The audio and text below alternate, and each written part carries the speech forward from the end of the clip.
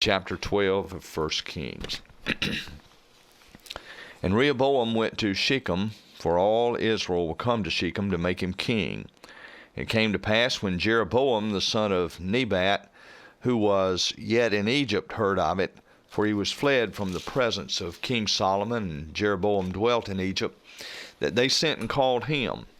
And Jeroboam and all the congregation of Israel came and spake unto Rehoboam, saying, Thy father made our yoke grievous. Now therefore make thou the grievous service of thy father and his heavy yoke which he put upon us lighter, and we will serve thee.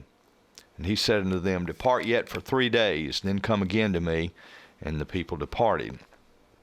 And King Rehoboam consulted with the old men that stood before Solomon his father while he yet lived, and said, How do ye advise that I may answer this people?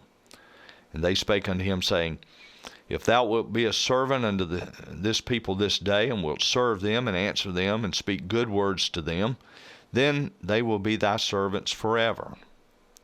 But he forsook the counsel of the old men, which they had given him, and consulted with the young men that were grown up with him, and which stood before him. And he said unto them, What counsel give ye, that we may answer this people, who have spoken to me, saying, Make the yoke which thy father did put upon us lighter?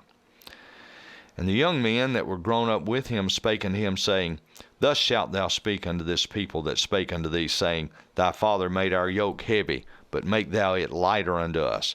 Thus shalt thou say unto them, My little finger shall be thicker than my father's loins. And now whereas my father did lade you with a heavy yoke, I will add to your yoke. My father hath chastised you with whips, but I will chastise you with scorpions. So Jeroboam and all the people came to Rehoboam the 3rd day, as the king had appointed, saying, Come to me again the 3rd day. And the king answered the people roughly, and forsook the old men's counsel that they gave him, and spake to them after the counsel of the young men, saying, My father made your yoke heavy, and I will add to your yoke. My father also chastised you with whips, but I will chastise you with scorpions. Wherefore the king hearkened not unto the people, for the cause was from the Lord, that he might perform his saying which the Lord spake by Ahijah the Shilonite, that unto Jeroboam the son of Nebat. So when all Israel saw that the king hearkened not unto them, the people answered the king, saying, What portion have we in David? Neither have we inheritance in the son of Jesse. To your tents, O Israel. Now see to thine own house, David. So Israel departed unto their tents. But as for the children of Israel, which dwelt in the cities of Judah, Rehoboam reigned over them. Then King Rehoboam sent Adoram, who was over the tribute, and all Israel stoned him with stones that he died.